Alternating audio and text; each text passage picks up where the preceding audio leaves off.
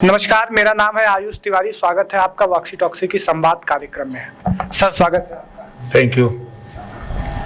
हमारे साथ मौजूद है ओम प्रकाश राजभर जी, जिनसे आज हम संवाद में बहुत सारी बातें करेंगे। और संवाद में अभी हमने तमाम सारे लोगों से सवाल पूछे। ओम प्रकाश राजभर जी के पर्सनल अकाउंट पर भी हमसे बात होने के बाद में पूछे गए सवाल, तो बहुत सारे सवाल आए हैं। ओम प्रकाश राजभर जी, पहला सवाल मैं आपसे लेना चाहूँगा जो हमारे पास आया हुआ कि ओम प्रकाश राजभर राष्ट्रीय अध्यक्ष सुहेल देव भारतीय समाज पार्टी, उत्तर प्रदेश में तमाम राजनीतिक पार्टियां होने के बावजूद भी आपने ये पार्टी बनाई, आपका ये क्या निर्णय? देखिए, देश की जनता के बीच में जिस वादे के साथ पार्टी बना करके लोग आए, जनता भरपूर उनका साथ दिया। सत्ता पाने के बाद लोगों के विचार बदल जाते हैं।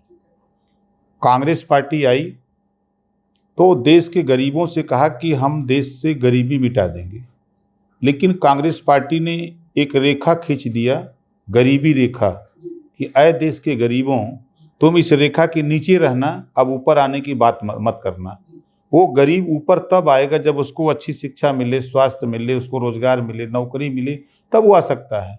लेकिन सत्ता पाने के बाद कांग्रेस इस बात को भूल गई कि हमने जनता के बीच में क्या वादा किया। फिर उसी तरह जो भी पार्टियां सत्ता में आई, आज भी वर्तमान में देख लें, बीजेपी, जो वादा सबका साथ सबका विकास का नारा था, ना गुंडा राज न भ्रष्टाचार, अब सबका साथ सबका विकास का नारा खत्म हो गया। पूंजीपतियों का साथ गरीबों का विनाश, पूंजीपतियों का साथ युवाओं का विनाश शुरू कर दिया। ना गुंडा राज न भ्रष्टाचार, ना हटा दीजिए खाली, तो गुंडा राज और भ्रष्टाचार चरम पे है। कोई दिन ऐसा नहीं है कि जिस दिन हत्या, लूट, बलात्कार, अपहरण के मामले न हो रहे हैं। एक घटना से पुलिस को निजात नहीं मिल रही है, तब तक दूसरी घटना तुरंत तैयार हो जा रही है। तो ये जो वादा करके लोग गए, जैसे वर्तमान सरकार ने कहा था देश के युवाओं से, कहने का मतलब है कि आपने पार्टी बनाई रिफॉर्मेंस के लिए कि जो है देश में कुछ रिफॉर्म बदलाव हमने करके दिखाया भी। मैं सत्ता में गया, बीजेपी के साथ गठबंधन था, मैं गया 2 साल सत्ता में रहा। मैं बार बार उनको यही याद दिलाता रहा कि जो आप जनता के बीच में बोल के आए हो, आपने कहा कि महंगाई हम कम करेंगे, आपने कुछ कर नहीं पा रहे हो। आपने कहा कि हम युवाओं को 2 करोड़ नौकरी हर साल देंगे रोजगार, आप उसको कर नहीं पा रहे हो। आपने कहा कि हम काला धन वापस लाएंगे, विदेशों से जो नेता लोग जमा किए हैं, अधिकारी लोग जमा किए हैं, आप 15-15 लाख देंगे, उसको भी आप कुछ कर नहीं पा रहे हो। तो फिर आखिर समय आप लोग वादा क्यों करते हो? ये हमारा झगड़ा उनसे 2 साल लगातार चला। जब हमने देख लिया कि ये बात सुनने वाले नहीं, अपने मन का करेंगे, इन लोगों ने जैसे जनता के बीच में कहा कि हम गरीबों, किसानों का, नौजवानों को कर्ज माफ हैं कि साल 2017 में जब इलेक्शन की पृष्ठभूमि बनी उत्तर प्रदेश में, तो आपने भारतीय जनता पार्टी के साथ गठबंधन किया। उसके बाद सरकार बनी तो आप मंत्री बना दिए गए। तो बाद में जो है ऐसा क्या हुआ कि आपको मंत्री पद से बर्खास्त हुआ? हालांकि आपके बगावत के सुर बुलंद रहे, पूरी उत्तर प्रदेश की जनता ही जानती है। तब मुख्यमंत्री जी से कुछ संबंध वैसे थे या फिर आपको कुछ और चाहिए था उस आधार? नहीं, देखिए, अगर मुझे और नेताओं की तरह जीवन जीना होता तो मैं वहीं जूता पालिश करता, जी हजूरी करता, चमचागिरी करता, तो हम भी 150 करोड़ रुपया गरीबों का लूट करके हम भी माला माल हो जाते। लेकिन हमारी जो शर्त थी बीजेपी से, भारतीय झूठ पार्टी से, अब पहले तो ये हम नाम बदल दिए इस नाते कि देखिए, जब अटल जी की भाजपा थी तो अटल जी को देश के प्रति, समाज के प्रति एक चिंतन था। उनका भाषण हम बहुत सुनते हैं अटल जी का। लेकिन जब से बीजेपी गुजरातियों का कब्जा हो गया है, तब से बीजेपी भारतीय झूठ पार्टी हो गई है। आपका कहने का मतलब है अटल जी के समय में भाजपा कुछ और थी और आज कुछ, आज बीजेपी भारतीय झूठ पार्टी हो गई है। ये 100% झूठ बोलते हैं। ये जुमला सुनाने में, झूठ बोलने में दुनिया में अगर कोई माहिर पार्टी है तो इस समय भारतीय झूठ पार्टी है, बीजेपी जिसको हम बोलते हैं। इन्होंने जो हमसे वादा किया था चुनाव के समय कि उस समय 1,62,00,000 बच्चे प्राइमरी स्कूल में पढ़ते थे। हमने कहा सरकार हम बनवा सकते हैं, पूर्वांचल में हम आपको 125 सीट जितवा देंगे, हम गारंटी लेते हैं, प्राइमरी स्कूल में शिक्षा में सुधार ले आइए। तो उस समय अमित शाह जी ने कहा कि नहीं नहीं बिल्कुल, इसमें उस समय प्रदेश अध्यक्ष थे महेंद्र नाथ पांडे जी, फिर उसके बाद केशव मौर्य हुए, सभी लोगों ने बहुत, ये तो बहुत अच्छी बात है, इसको हम लोग कर देंगे। फिर हमने कहा कि आप दूसरा काम ये करो कि कॉन्वेंट स्कूल में वहां कुर्सी मेज लगी है, 73 साल आजादी हो गया, प्राइमरी स्कूल में भी टाट है, टाट हटा करके कुर्सी मेज लगा दो। जो पढ़ाई आप कॉन्वेंट स्कूल में जो कोर्स चल रहा है, सब्जेक्ट है, विषय है, वही विषय आप प्राइमरी में भी पढ़ाई शुरू कराओ। सर, संवाद में शायद मैं व्यक्तिगत तौर पे अपने दर्शकों को कह रहा हूँ कि आप पहले ऐसे व्यक्ति हमें संवाद करते हुए दिखे हैं जिन्होंने वास्तव में उत्तर प्रदेश के सरकारी स्कूलों और अस्पतालों की बात की। आखिर क्या कारण है कि हम दिल्ली का अरविंद केजरीवाल मॉडल उत्तर प्रदेश में नहीं अपना पाते? देखिए, जनता के बीच में जो वादा करके लोग आते हैं, यहाँ आते ही मुकर जाते हैं। आते ही हिंदू मुसलमान शुरू हो गया सरकार का। आज ज़रूरत थी, जिस बीमारी से हम लोग जूझ रहे हैं, कोरोना जैसी महामारी में, आज वेंटिलेटर खरीदने की ज़रूरत है, किट खरीदने की ज़रूरत है, अस्पताल बनाने की ज़रूरत है। इस पे ध्यान नहीं है। ध्यान कहाँ है? विधायक खरीदने पर। जब वेंटिलेटर खरीदना है तो विधायक खरीद रहे हैं, जब अस्पताल बनाना है तो मंदिर बनाने जा रहे हैं। जब देश की सुरक्षा के सवाल पे जब बात आती है तो हमारे देश के प्रधानमंत्री खुद ही झूठ बोल रहे हैं। आपका कहने का मतलब है प्रधानमंत्री ने देश की जनता को भ्रमित किया? 100%। मतलब उन्होंने कहा कि 14 के पहले उन्होंने कहा कि हम भारत को सोने की चिड़िया बनाऊंगा।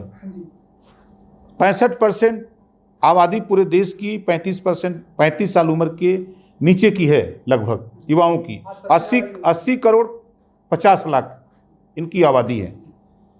इनसे वादा किया कि हम भारत को सोने की चिड़िया बनाएंगे, तो ये नौजवान लगा कूदने। सरकार बना दिया। सरकार बनते ही इन्होंने कहा कि विश्व गुरु बनाएंगे। अब सोने की चिड़िया बन गई, विश्व गुरु बनाना शुरू कर दिया। विश्व गुरु नहीं बना पाए तो अब शुरू कर दिया कि आत्मनिर्भर बनो। अब आप सरकार से उम्मीद मत करो। अब कोरोना जैसी महामारी में अब इनका ध्यान इस समय वर्तमान में राजस्थान की सरकार गिराने में लगी है, विधायक खरीदने के लिए। जब कोरोना जैसी महामारी में गरीब को रास्ते में आप चलिए देखिए तो चालान हो रही है। सरकार अगर लायक होती तो 50 रुपये का मास्क देती और उसको अल्टीमेटम देती कि देखो इससे ये बीमारी फैल रही है, तुम इस मास्क को लगाओ, अगली दिन या अगली बार तुम पकड़े जाओगे तो तेरे खिलाफ हम 300 रुपये का चालान काटेंगे। एक ये मानवीय दृष्टि से ये रहता, लेकिन तुरंत पकड़ करके नहीं, चालान काटो, पैसा कमाओ। देखिए, वर्तमान सरकार शुद्ध रूप से पूंजीपतियों, उद्योगपतियों के हाथ में खेल रही है। उद्योगपतियों का काम हो रहा है। और आपको उदाहरण मैं बता दूं, ये गुजराती लोगों का कब्जा है बीजेपी पर। सरकार पूरी गुजरातियों कब्जे पे हैं। ये धंधा बिजनेस करने वाले लोग हैं। मोदी जी बोलते हैं नहीं कि आपदा में भी अवसर तलाशे जाते हैं, तो आपदा में अवसर तलाश रहे हैं।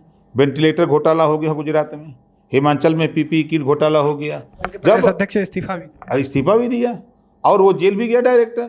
और उसके अलावा आप उठा के देखिए, जब संविधान के दायरे में आपदा पीएम केयर फंड बना हुआ है तो फिर नया पीएम केयर फंड बनाने की क्या जरूरत?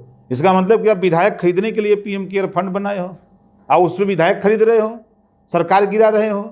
अगर उस पीएम केयर फंड में आपके पास पैसा है तो उस गरीब कमजोर जो रास्ते में बिना मास्क के चल रहा है, पैसा नहीं है उसको, हमने तो यहाँ तक देखा है कि गरीब अपनी जान बचाने के लिए पत्ते का जो रस्सी से बांध करके लगाए हैं, कपड़े का घर जो पुराना कपड़ा उसका काट करके लगा करके लोग चल रहे हैं। सरकार जरा सा भी मानवीय दृष्टि से इनको इंसानियत होती तो ये वहाँ 50 रुपये का मास्क देते।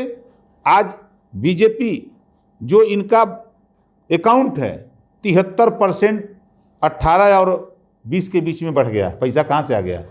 73% बढ़ोतरी कहाँ से आ गया?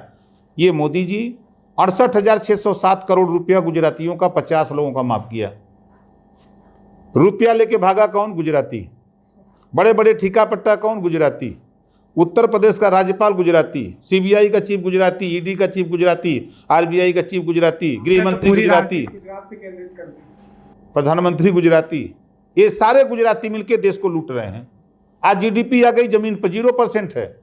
इनको जीडीपी बढ़ाने की हिम्मत नहीं है। आज आर्थिक स्थिति बदतर होती जा रही है देश की। आज 2 करोड़ नौजवानों को नौकरी देने की बात करने वाला प्रधानमंत्री आज 20 करोड़ लोगों की नौकरी ले लिया। 6 लाख कंपनियां बंद हो गई। नोटबंदी, जीएसटी और ये कोविड-19 में 20 करोड़ लोगों की नौकरी चली गई। लेकिन अब क्या कहें बीजेपी भारतीय झूठ पार्टी को, ये इतने झूठे हैं कि दुनिया में नहीं मिलेंगे। अभी प्रधानमंत्री उद्घाटन किए हैं, हमको अंदाजा कि 20 दिन या 25 दिन हुआ है, रोजगार मेला दिए हैं, रोजगार देने। अब देश के सूबे के एक महात्मा जी हैं, अब हम इनको क्या कहें, ये तो वही बीजेपी की भारतीय झूठ पार्टी गोल में हो गए हैं। मुख्यमंत्री जी कह रहे हैं हमने लाखों नौजवानों दिया है, हम तो दिया, मैं कह रहा हूँ दिए हैं, लेकिन वही कह रहा हूँ कि ये भी भारतीय झूठ पार्टी के गोल में ये शामिल हो गए हैं और इनको भी झूठ बोलने का एकदम ट्रेनिंग हो गया है। अब जैसे हम चुनौती देते हैं, हम आजीवन जब तक जीऊंगा तब तक योगी के घर दरबार में पानी भरूंगा, एक पैसा भी नहीं लूंगा। 20 दिन में ये बता दें कि एक चपरासी की नियुक्ति किए हों, एक चपरासी का, ओम प्रकाश राजभर का चैलेंज करता हूं, एक चपरासी की नियुक्ति किए हों, नहीं किया है। और काम रोजगार क्या गिना रहे हैं, पहले गिनाया कि 95 लाख, फिर उसके बाद 1,25,00,000। ये कौन रोजगार है? जो चाय की दुकान बंद थी, जो परचून की दुकान बंद थी, जो मीठा की दुकान बंद थी, रेडीमेड की दुकान बंद थी, जो दुकानें बंद थी उसको खुलवा दिया। कोरोना में बंद, लॉकडाउन में खुल गई तो वो रोजगार हो गया। और तो और देश के प्रधानमंत्री, जो झूठा प्रधानमंत्री देश का है, जब कांग्रेस की सरकार थी तो दिल्ली की पार्लियामेंट में इन्होंने मजाक बनाया था मनरेगा का कि कांग्रेस गड्ढा खोदवा रही है। आपने मनरेगा पे सवाल भी हाल ही में उठाया मुख्यमंत्री जी के ऊपर। इन्होंने दिल्ली की पार्लियामेंट में नरेंद्र मोदी जी ने सवाल उठाया था कि ये गड्ढा खुदवा करके देश के पैसा लूट रहे हैं। हम आपके माध्यम से देश के प्रधानमंत्री जी से पूछना चाहता हूं, आप क्या कर रहे हो, आप क्या कर रहे हो भाई? और उसी को जो मनरेगा में काम कर रहे हैं उसी को गिनवा दिए कि हमने 1.25 करोड़ लोगों को नौकरी दे दिया। तो ये सब झूठे लोग उद्योगपतियों का काम कर रहे हैं। इनको न अस्पताल की जरूरत समझ में आती है, न स्वास्थ्य की जरूरत आती है, न शिक्षा की, न रोजगार की। ये पूरे देश को गुलाम बनाना चाहते हैं। देश की संपत्ति, भाषण इनका सुना, मैं क्यों कहता हूं ये बीजेपी भारतीय झूठ पार्टी। मोदी जी का भाषण हमने सुना है, देश बिकने नहीं दूंगा, रेलवे बेच दिया, बैंक बेच दिया, LIC बेच दिया, कोयले की माइनिंग बेच दिया, 23 विभाग बेच दिया, पूरे देश को बेचने जा रहे हैं। अब भाषण मार रहे हैं देश बिकने नहीं दूंगा। बाहर देश के प्रधानमंत्री, कम से कम आप देश के ऐसे। पीयूष गोयल तो अभी भी कह रहे थे कुछ दिन पहले कि रेलवे को किसी भी प्रकार का प्राइवेटाइजेशन नहीं होने वाला। अब तो सामने होते तो हम पूछते उनसे। अब तो वही है कि वो बिना न मानत जलद जड़ गए बीत दिन 3, बोले राम सकोप तब भय बिन होई न प्रीत। ये नौबत आ गई है। अब अभी तो रेलवे बेच रहे थे, अब रेलवे स्टेशन बेचने जा रहे हैं। सुर चढ़ गया, क्या कहते हैं, टेंडरिंग में शुरू हो गया है। अब रेलवे स्टेशन बेच रहे हैं, अब उसके बाद बस अड्डे बेचने जा रहे हैं। इतना तो इतना जो राष्ट्रीय राजमार्ग है उसको बेचने जा रहे हैं। और क्या कहा जाए, ये पूरे देश की संपत्ति। मोदी जी ने कहा था कि हम फकीर आदमी हैं, झोला लेके चल देंगे। तो सही में झोला लेके चलने के ये पूरे देश की संपत्ति लूट करके लेके भाग जाएंगे गुजराती, हम लोग देखते रह जाएंगे। इस नाते हम देश की जनता से कहना चाहता हूं कि तेरे कमाई से, तेरे पैसे से देश में जो कुछ भी बना है 73 साल की आज़ादी में, वो तेरे पैसे से। तेरा पैसा कैसे लगा? आप सलाई खरीदते हो, साबुन खरीदते हो, तेल खरीदते हो, कपड़ा खरीदते हो, जो भी सामान खरीदते हो उस पर टैक्स लगता है। उसी टैक्स के पैसे से देश और प्रदेश का विकास होता है। तो तेरे पैसे की संपत्ति बिक रही है। सावधान हो जाओ, अपने विषय में सोचो, मोदी के, योगी के चक्कर में न पड़ो। ये दुनिया को झांसा देने वाले लोग हैं, दुनिया को दे दिया। अभी देखिए चीन वाला मामला उठा के देख लीजिए। चीन भारत में प्रवेश कर गया 60 किलोमीटर। मोदी जी कह रहे हैं कि ना हमारी कोई चौकी कब्जे में है, ना चीन हमारे सीमा में घुसा है, ना हमारा कोई जवान चीन के कब्जे में है। ठीक बात है, झड़प में 20 लोग मर गए। बाहर मोदी जी झड़प में मर गए। अरे हम लोग हुमची हुमचा करें तो कैसे मर जाएंगे? चीन ने हमला किया भारत के जवानों पर, हमारे 20 जवान शहीद हो गए। सर क्या कारण है कि चाइना का मुखर तौर पे हम लोग पाकिस्तान को तो हर बात में कह लेते हैं, चाइना को हम हर बात में मुखर विरोध क्यों नहीं कर पाते? देखिए, बीजेपी भारतीय झूठ पार्टी, ये भारतीय झूठ पार्टी के लोगों का चोली दामन का संबंध, चीन और बीजेपी इस चोली दामन का संबंध है। राहुल गांधी का गिनाते हैं, राहुल गांधी के रिश्ते। देखिए, अगर सच कहा जाए तो बीजेपी जिंदा है सिर्फ कांग्रेस के नाम पर। अच्छा। और कुछ नहीं इसके पास। इस नाते मैं कहता हूं कि जब गुजरात के मुख्यमंत्री थे नरेंद्र मोदी जी, उस समय का भी भाषण हमने सुना। मेरे पास वीडियो है, मैं सब वीडियो रिकॉर्ड करके रखा हूं उनका। A to Z हम 12 से लेकर के रिकॉर्ड रखा है राजभर जी। हाँ, अगर कोई सवाल मुझसे पूछे तो मैं तुरंत दूंगा भाई। मैं नहीं बोल रहा, उन्होंने बोला है कि जब वो इन्होंने कॉलेज खोला था उस समय तो एक यूनिवर्सिटी बना रहे थे, क्योंकि दुनिया में सबसे मेडल जीतने वाला चीन है, तो चीन से इन्होंने समझौता किया कि हम आप ही की तरह यूनिवर्सिटी गुजरात में बनाएंगे। तो चीन तब से ये जाते आते हैं, इनका चोली दामन का संबंध है। अगर ऐसा नहीं है तो 20 जवान शहीद हुए, 10 जवान पकड़े गए, 3 दिन बाद छूटते हैं, और सीमा पर इतना बड़ा तनाव पड़ा हुआ है। उनके गृह रक्षा मंत्री कह रहे हैं कि चीन भारत में प्रवेश कर गया है, और प्रधानमंत्री कह रहे हैं नहीं किया है, तो फिर 1.5 किलोमीटर पीछे हटा कहाँ? चीन में हटा। ये 100% झूठे लोग हैं, झूठ बोलने वाले लोग हैं। सर, आपको लगता है कि देश की जनता को पूरा सच नहीं बताया जा रहा है? देखिए, आज भी 60% लोग अशिक्षित हैं, उनको इसे पता ही नहीं है। उनसे पूछिए तो कहना भैया हमको पता ही नहीं है कहाँ का हो रहा है। उनको अपने रोजी रोटी, जो बेचारा सुबह उठा रिक्शा चला रहा है, कोई दिहाड़ी पे मजदूरी कर रहा है, जो किसान है खेत में चला गया अपना काम कर रहा है, वो कहाँ टीवी देख रहा है, कहाँ अखबार पढ़ रहा है, और जो पढ़ भी रहा है मान लीजिए तो किसी दूसरे को बता भी नहीं रहा। तो 60% लोग तो वैसे ही हैं। तो ये बीजेपी के लोग जानते हैं कि इन लोगों को हम लोग सिर्फ जिंदा रखेंगे तो हमारी बात मानेंगे। इस नाते पूरे देश की संपत्ति अपने मुट्ठी में कर रहे हैं। फिर मैं आपके माध्यम से देश की जनता से कहना चाहूँगा कि भाई तेरी संपत्ति बिक रही है, आप अपनी संपत्ति की सुरक्षा करो, वरना कल तुझे अंग्रेजों से गुलामी से भी बदतर जिंदगी में बीजेपी पहुंचा देगी। देश की राजनीति से हम थोड़ा सा उत्तर प्रदेश की राजनीति के परिवेश में आते हैं। 17 में सरकार बनी, आप कैबिनेट मंत्री बने, उसके बाद बागी होने की वजह से आपको बर्खास्त किया गया। आपकी जगह पे बनारस से विधायक अनिल राजभर जी को आपका मंत्रालय दे दिया गया। तो ओम प्रकाश राजभर जो है अपने बराबर में अनिल राजभर को कैसे देखते? क्या इससे आपकी पार्टी को कोई खतरा महसूस होता है या जनाधार को कुछ? इस पे ओम प्रकाश राजभर क्या कहते? देखिए, मालिक और नौकर दो होता है। नौकर मालिक के सामने दुम हिलाता है, मालिक की मर्जी से काम करता है, और मालिक होता है, मालिक अपनी मर्जी से काम करता है।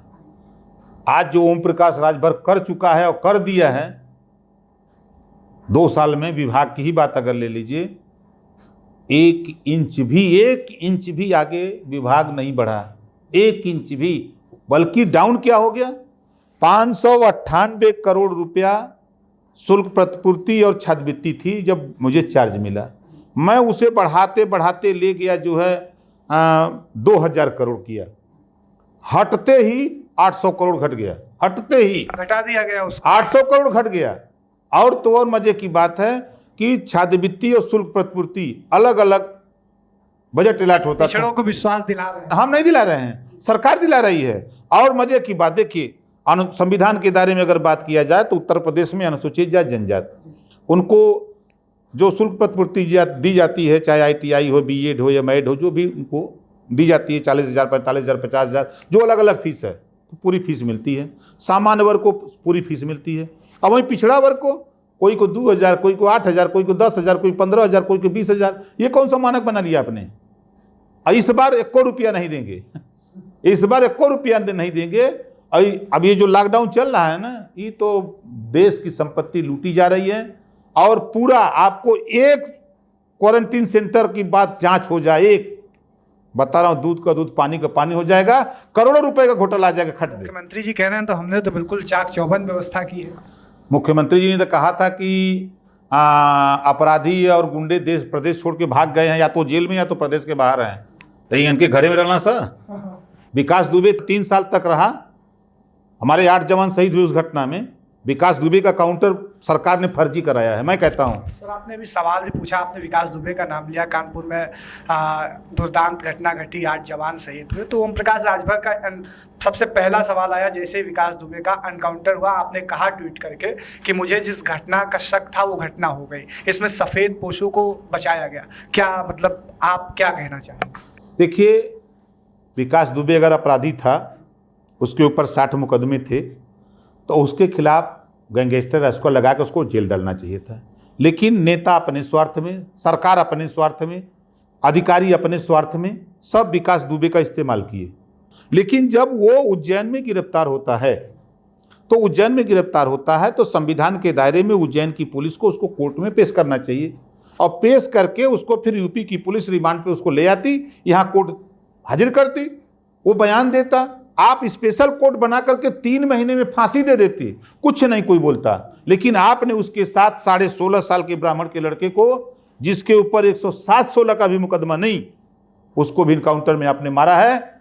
और योगी जी और मोदी जी, मैंने पढ़ा है इतिहास, एक ब्राह्मण की हत्या हुई थी देश में, अंग्रेज भाग गया, और आज कई दर्जन आपने ब्राह्मणों की हत्या करा दिया है। आप तैयार रहो 2022 में जाने के लिए, अपनी व्यवस्था पहले से बना लो। ओम प्रकाश राजभर ब्राह्मण पॉलिटिक्स कर रहे हैं। नहीं, हम देखिए सही बात बोलते हैं, हम ब्राह्मण पॉलिटिक्स की बात नहीं, जो सच है उसको कह रहा हूं, जो सच्चाई है। एक ब्राह्मण की हत्या पे अंग्रेज भागा था, यहाँ तो रोज मरा तुम, अभी परसों मारा गया जो है गाजियाबाद में, अभी कानपुर की, मतलब ये कोई दिन ऐसा नहीं है जिस दिन। सर, आप ही से जुड़ा हुआ एक सवाल, बीते दिनों आपका एक वीडियो गेस्ट हाउस का वायरल हुआ, उसमें ओम प्रकाश राजभर कुछ ब्राह्मणों से बातें कहते हुए नज़र आ रहे हैं उसमें, और लोगों से एक सवाल भी आया हमारे पास ये कि ओम प्रकाश राजभर भाजपा से गठबंधन करते हैं और कहते हैं कि हम बंटवारे की राजनीति नहीं करते हैं। तो आखिर ये क्या चीज़ है कि आप ब्राह्मणों के बारे में कह रहे हैं? हम बंटवारे की बात कहाँ करते हैं?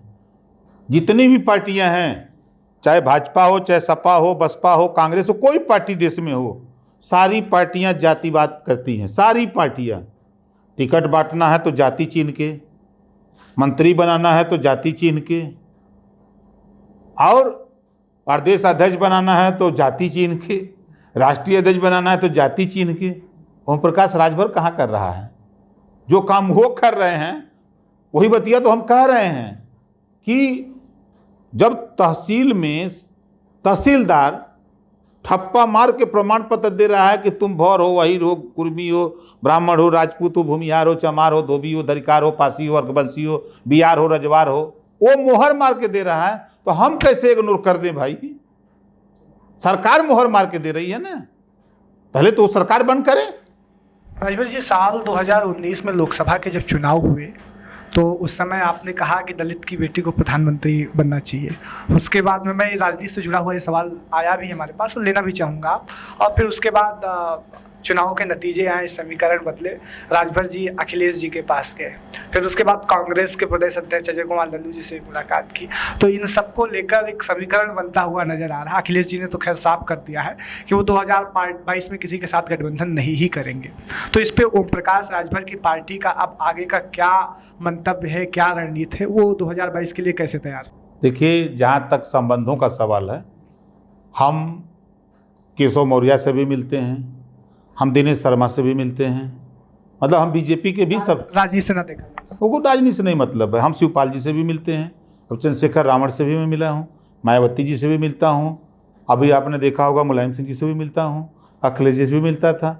मेरा वो पॉलिटिकल मतलब नहीं हमारा है, हम सबसे दोस्ती बना के रखना चाहते हैं। और जहाँ तक आपने पूछा कि 2022 का सवाल, देखिए 2022 के लिए हमने अध्ययन किया कि यह देश पहले कृषि प्रधान देश था, अब ये जाति प्रधान देश हो गया है। ऐसी स्थिति में हमने अध्ययन किया कि समाजवादी पार्टी के साथ जो लोग गए, तो जब समाजवादी पार्टी को लोगों ने वोट दिया, 4 बार सरकार बनाई, तो 4 बार की सरकार में कुशवाहा उपेक्षित हुआ, पटेल उपेक्षित हुआ, राजभर हो, चौहान हो, बिंद हो, केवट हो, मल्लाह हो, नाई हो, गोंड हो, धोबी हो, धरिकार हो, पासी हो, खटी, मतलब यादव के अलावा सारी जातियां वहाँ से तिरस्कार झेल के आई। सिपाही बनाना हुआ तो कुछ नहीं, थाने पर न्याय नहीं। समाजवादी पार्टी के गुंडा राज को खत्म करने के लिए ही बीजेपी ने नारा दिया था कि ना गुंडा राज ना भ्रष्टाचार, तो उसके दादा ही निकल गए। समाजवादी पार्टी के बीजेपी ने इस नारे पर, इनके दादा हैं लोग, उससे बहुत आगे निकल गए। मैं बिल्कुल चुनौती दे रहा हूं, गलत बोलता हूं तो कोई साबित कर दे, हमारे पास अभी वीडियो दिखा दूं। आपने सवाल किया ना कि मायावती जी को प्रधानमंत्री बनाने की बात, मैं आपको वीडियो दिखा दूं। उद्योगपति की पत्नी के सामने देश का प्रधानमंत्री, जैसे लगता है कि जमीन पर उसके पैर पर पड़ जाएगा, देश का प्रधानमंत्री। और वहीं जब राष्ट्रपति को सलाम करना होता शिष्टाचार, तो हाथ नहीं उठता है। बाहरे प्रधानमंत्री, बाहरे मुख्यमंत्री, बाहरे गृह मंत्री, ये कौन सा तरीका है? वो सूबे का राष्ट्रपति, देश का राष्ट्रपति है, उसकी गरिमा है, आप उसके नीचे हो, आप बड़े सवाल उठा रहे राजभर जी। नहीं, बड़ा सवाल नहीं, मैं अभी वीडियो दिखा दूं आपको खोल के, मैं वीडियो दिखा दूं। अंबानी की पत्नी के सामने मोदी जी ऐसे लौट गए हैं जैसे लग रहा है कि उनके पैर छूने जा रहे हैं, ऐसा हाथ जोड़ के लटक गए हैं। और वहीं जब राष्ट्रपति के सामने जा रहे हैं तो ना हाथ उठ रहा है। अरे अपने गुरु के नहीं हुए दुनिया के क्या होंगे? इनके गुरु थे आडवाणी जी। आडवाणी जी जब एक समय मैंने देखा, वीडियो मेरे पास है, आडवाणी जी से जब ये मिलने गए तो गुलदस्ता लेके गए, पैर पकड़े हैं, और जब ये प्रधानमंत्री बन गए हैं तो आडवाणी जी बेचारे इसे हाथ जोड़े हुए हैं और सलाम भी नहीं ले रहे हैं और निकल जा रहे हैं आगे। ये है जब वो अपने गुरु का जो नहीं हुआ तो हमारा आपका नहीं होगा, देश का नहीं होगा। ये गुजराती लोग डरामेबाज हैं, ये भौकाल बना के देश को लूट रहे हैं। 2022 के सवाल पे हम लोग भागीदारी संकल्प मोर्चा बनाए, इस नाते बनाए, 4 बार बसपा को भी देखा, 4 बार सपा को भी देखा, बीजेपी को भी देखा, कांग्रेस को भी देखा। गठबंधन की फिर से कोई रणनीति है? हमने भागीदारी संकल्प मोर्चा बनाया जिसमें माननीय बाबू सिंह कुशवाहा जन अधिकार पार्टी, किशोर पटेल अपना दल, अनिल चौहान जनता क्रांति पार्टी, बाबूराम पाल राष्ट्र पार्टी, प्रेमचंद प्रजापति राष्ट्रीय भागीदारी पार्टी, भारतीय मानव समाज पार्टी केवट रामधनी बिन और भारतीय वंचित समाज पार्टी रामकरण कश्यप। प्रकाश राजभर छोटे दलों को साथ में लेकर 8 लोगों को हम मिला चुके हैं और मिलाकर के हमने ये भी कहा है कि जिसको बीजेपी को जो हराना चाहता हो, जो शिक्षा प्राथमिक विद्यालय जूनियर सरकारी स्कूल में शिक्षा में सुधार चाहता हो, अस्पताल में निःशुल्क इलाज गरीबों को दिलाना चाहता हो, जो रोजगार चाहता हो, जो भ्रष्टाचार जो चरम पर इसको रोकने की कवायद करना चाहता हो, जो अपराध इस समय बड़े पैमाने पर है इसको रोकना चाहता हो, अगर ऐसी विचारधारा के लोग हों तो वो भागीदारी संकल्प मोर्चा में उनका स्वागत है। ओम प्रकाश राजभर सिस्टम के ऊपर अक्सर सवाल उठाते हैं और बगावत के सुर तो हमेशा आप में देखे ही गए हैं। ओम प्रकाश राजभर ने अभी हाल ही में मंजरी नाम की एक पीसीएस अधिकारी ने आत्महत्या कर दी, ट्वीट करके कहा कि हमारी एक और लड़की जो है सिस्टम की भेंट चढ़ गई। कई सारे सवाल भी आए आपके पेज पे मेरे पास कि आज न किसी की डीएम सुन रहा है, न किसी की एसएचओ सुन रहा है। तो ओम प्रकाश राजभर कानून व्यवस्था और इस सिस्टम पर क्या कहना चाहेंगे? देखिए, देश की कानून व्यवस्था पूर्ण रूप से ध्वस्त है। यहाँ गुंडा राज, जंगल राज कायम हो गया है। शुरुआत सूबे के मुख्यमंत्री जी ने किया। जब इन्होंने समीक्षा शुरू किया, जिले की समीक्षा लेना शुरू किया, तो इन्होंने अधिकारियों से कहना शुरू किया कि आप किसी जनप्रतिनिधि की बात मत सुनो, अपने मन से काम करो। अब बीजेपी का सांसद, बस्ती का बीजेपी के विधायक धरने पर थाने में बैठे कि हमारी बात नहीं सुनी जा रही है। बस्ती के रुधौली का संजय जायसवाल सरकार के खिलाफ, सरकार का विधायक है, बीजेपी का विधायक, आपके हाई कोर्ट में मुकदमा किया हुआ भ्रष्टाचार के खिलाफ। बाराबंकी के विधायक ने वो मुख्यमंत्री को मिलकर भ्रष्टाचार और गुंडाराज को लिखित उन्होंने दे रखा है, प्रेस में भी वो सामने आया। हरदोई का आपने देखा कि पहली बार कोई विधायक बीजेपी का बयान दिया है कि मेरे जीवन में इतना बड़ा भ्रष्टाचार और अपराध कभी मैंने जीवन में नहीं देखा जितनी लूट है। इसके पीछे सिर्फ बीजेपी है। जैसे 11 टीम बनी, बीजेपी को खुद भरोसा नहीं है, 10 ब्यूरोक्रेट हो गए और मुख्यमंत्री, 10 लोग मुख्यमंत्री को नचा रहे हैं। वो जैसे बोलते हैं वैसे ही नाचते हैं।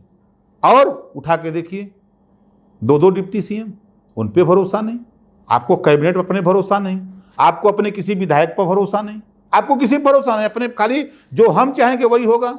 अरे योगी जी, जब पीड़ा होती है तब एहसास होता है। जब योगी जी को यही यूपी की पुलिस जब 120 में घेर रही थी, सदन की बात कर रहे हैं, बिल्कुल मैं कर रहा हूँ, सदन की बात कर रहा हूँ, कि जब पुलिस यूपी की घेरी तो दिल्ली की पार्लियामेंट में इन्होंने ऐसे रो रहे थे जैसे कोई आफत विपत आ गई हो, किसी लड़की की उसका पति मर गया हो या कोई ऐसी मुसीबत हो, उस तरह ये सदन में रो रहे थे। अरे यार, मर्द हो, मर्द को दर्द नहीं होता, झेला न जाते, लेकिन जिस तरह आपने वहां दिखाया ये मालूम हो गया कि आपके पास जीवट नहीं है, और उसी का फायदा ब्यूरोक्रेट उठा रहा है। थाने पर पिछली सरकारों में अगर 5,000 था तो इस समय 20,000 है। भ्रष्टाचार एक नंबर। अधिकारी खुलेआम। अभी आपके रायबरेली में दरोगा सिखा रहा है कैसे घूस लिया जाता है, आपने वीडियो देखा? मतलब उनके ऐसे ऐसे कारनामे आ रहे हैं। अभी लेखपाल जो है आपके आजमगढ़ में 5,000 रुपया मांगा एक गरीब से, वो नहीं दिया तो दरोगा के समन में मार रहा है उसको, तुम क्यों नहीं दिए? अभी परसों की घटना है।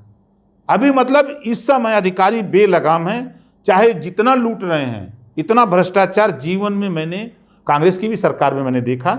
हर पार्टी के लोग जाते थे अधिकारी से, उनकी बात न्याय सुनते थे, लेकिन इसमें तो सबसे बड़ा गुंडा तो बीजेपी के लोग हो गए हैं। अगर कोई काम भी करना चाहता है अधिकारी तो उसको तुरंत हटा दिया जाता है। उदाहरण 69,000 शिक्षक भर्ती, जब वहां का एसएसपी पकड़ा, उसको जांच आपने दिया, वो पकड़ा कि हाँ भाई 15 लाख 16 लाख 10 लाख रुपया लेकर के लोग नंबर बढ़वाए। सिद्धार्थनाथ सिंह का नाम भी आया, जब सवाल उठे तो सरकार ने एसएसपी के नाम पे ये कह दिया कि वो कोविड पॉजिटिव। नहीं, ये कोविड पॉजिटिव नहीं। वो जब जांच उसको मिली तो कई मंत्री घेरे में आ गए, कई आरएसएस के अधिकारी जो अपने को बनते कि हम संघ के लोग हैं, वो लोग पकड़ने की, रात को पकड़ने की तैयारी थी उसकी कि आज इनको गिरफ्त करेंगे। ये खबर मुख्यमंत्री को लग गई, उनके ब्यूरोक्रेट तो बता दिए। 1 बजे रात आप बताओ कि इतिहास में 1 बजे रात किसी अधिकारी का ट्रांसफर होता है? 1 बजे रात किया है योगी जी ने। अब ये महात्मा नहीं, योगी नहीं, ये सत्ता भोगी हो गए हैं, ये ढोंगी महाराज हो गए। अब तो ये ढोंग करते हैं। आप उसको हटा दिए। जब देवरिया में बालिका गृह में घटना हुआ, कलराज मिश्रा की बहन पकड़ी गई, दबा दिया आपने। कानपुर की घटना मामला उजागर हुआ, 5-5 बच्चियां गर्भवती हो जाती हैं। जांच अधिकारी करता है, जब वो शुरू करता है आप उसको हटा देते हो कि अब तो हम फंस जाएंगे। तो जहां सही कोई अधिकारी काम करता तो उसको हटा देते हैं। तो जब जान रहे हैं कि जब यहाँ भी सही करने से कुछ नहीं, गलत करो रुपया मिलेगा, तो सब अधिकारी एकदम ऊपर से लेके नीचे तक। हम तो कहें जितने ब्यूरोक्रेट इनके साथ हैं, इनका खाली नार्को टेस्ट करा दिया जाए, कई अरब की संपत्ति मिल जाए, कई अरब की संपत्ति मिलेगी। खाली नार्को टेस्ट करा जाए। उनकी नार्को टेस्ट कराने से पहले ओम प्रकाश राजभर का करा लें। हम भी 2 साल रहे हैं, ये भी ओम प्रकाश राजभर का दावा है। 2 साल मैं भी रहा हूं। पहले हमारा नार्को टेस्ट करा लें, उसके बाद इनकी टीम में जितने लोग हैं ब्यूरोक्रेट, उन्हीं का नार्को टेस्ट करा दें। दूध का दूध, पानी का पानी हो जाएगा। और भ्रष्टाचार के तो मालिक योगी जी हैं और मोदी जी, दोनों पूरा देश और प्रदेश लूट रहे हैं। इनसे दुनिया से मतलब नहीं है, खाली माल चाहिए। भाई महात्मा को क्या चाहिए? ले जा चढ़ावा, तो देश की सारे अधिकारी कर्मचारी ले जाकर चढ़ा रहे हैं। अभी मैं मध्य प्रदेश का एक वीडियो देखा, अभी कल मैं देख रहा था, डीआईजी बैठा है, अब जो दरोगा जा रहा है वो लिफाफा ले जाके जा रहा है, तो खाली पूछ रहे हैं कि भाई कोई समस्या हो तो बताओ, लिफाफा थमा दे का, ठीक है जाओ। यह है भाजपा का शासन। जी, एक आखिरी सवाल आपसे हम लेना चाहेंगे अपने दर्शकों के लिए कि 2022 में अगर आपके नेतृत्व में सरकार बनती है तो सुहेल देव भारतीय समाज पार्टी की लोगों को क्या प्राथमिकताएं होंगी? आप क्या सरकार में करना चाहेंगे? उत्तर प्रदेश की जनता अगर आपके ऊपर भरोसा जता दे। देखिए, पहला हमारा काम शिक्षा। देश तरक्की तभी करेगा, प्रदेश तरक्की तभी करेगा, समाज तरक्की तभी करेगा जब उसमें शिक्षा होगी।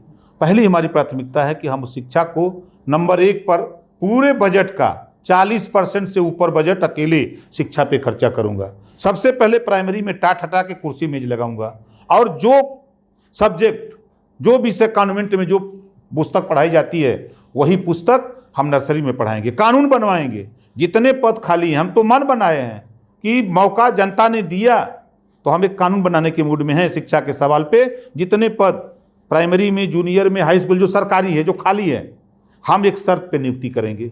10,000 पहले महीना देंगे पहले साल, दूसरे साल 20,000 देंगे। बढ़िया पढ़ाओगे तो तीसरे साल तुझे 30,000 देंगे, नहीं तो हटा देंगे। चौथे साल 40,000 देंगे, बेहतर पढ़ाओगे, और चौथे साल बेहतर पढ़ा दोगे तो हम पहले साल से तुझे परमानेंट कर लेंगे। अब बीएड एमएड जो बच्चे बेकार घूम रहे हैं उन्हीं को रखूंगा। ये हमारी शिक्षा के सवाल पे प्राथमिक विद्यालय से शुरू करेंगे शिक्षा में सुधार। दूसरा, स्वास्थ्य के सवाल पे। आज प्राइवेट अस्पताल लूट रहे हैं, जैसे सरकार लूट रही है इस समय देश का पैसा, गरीबों का पैसा, उसी तरह अस्पताल जैसे लूटते हैं ना। कोई मिल गया तो जैसे बकरा हलाल करना होता है, वैसे बेचारे गरीब को 2-2 लाख, 3-3 लाख, 5-5 लाख का बिल, खेत बेच के, घर बेच के बेचारा कहाँ से दे? स्वास्थ्य, निःशुल्क स्वास्थ्य और शिक्षा MA तक निःशुल्क चाहे वो किसी जाति धर्म का गरीब कमजोर है तो उसको निःशुल्क शिक्षा एमए तक, कॉपी किताब फीस दवाई भोजन कपड़ा सब निःशुल्क देंगे और उसको हम निःशुल्क शिक्षा दिलाएंगे।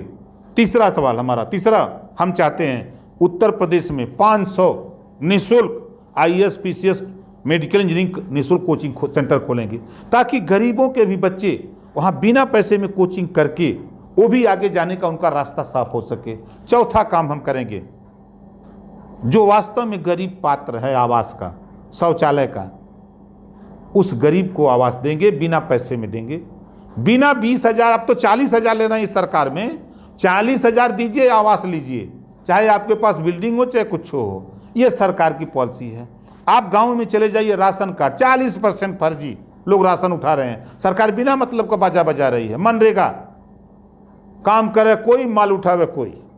मनरेगा में हमारी प्राथमिकता होगी, सरकार बनने के बाद गांव में खुली बैठक होगी, जो लोग काम करना चाहेंगे उनका जॉब कार्ड अगर पहले से है तो उसका वेरिफिकेशन होगा, अगर नहीं है तो बनाएगा वही, और बना करके उसमें हाजिरी उसी जॉब कार्ड में होगी। जो हाजिरी होगी, जितनी हाजिरी होगी उतना पैसा उसको बैंक से मिलेगा। अब वो फर्जी दस्तखत नहीं करने देंगे। उसके बाद हमारी प्राथमिकता, जो सरकार राशन बांट रही है, ये राशन ऊपर से गड़बड़ी है। इंस्पेक्टर को पैसा चाहिए, एसडीएम को पैसा चाहिए, डीएम को पैसा चाहिए, आपके डीएसओ को पैसा चाहिए, विभाग के मंत्री को पैसा चाहिए, और मंत्री के मंत्री मुख्यमंत्री को पैसा चाहिए। तो अब वो कैसे भ्रष्टाचार रुकेगा? पहले तो आप तो सुधरो। आपको पैसा चाहिए तो नीचे कैसे आप कह सकते हो? आप दरोगा, अभी आपने देखा कि आपके नोएडा का एसपी, वो कहा, वो बहुत सही बोला कि 80 लाख 50 लाख 60 लाख रुपया दे के तो थाने पर पोस्टिंग हो रही है। कौन पैसा ले रहा है? या तो सुनील बंसल लेते होंगे या योगी जी लेते होंगे, यही लोग ले रहे हैं पैसा। हम कह रहे हैं ये बात क्यों छन के आई? उसको जो है हटा देते हो। ये गलत बयान दे दिया, सही बयान दिया है। आप पैसा लेके भेजोगे एसपी गाजीपुर तो दरोगा फ्री में पोस्ट करेगा।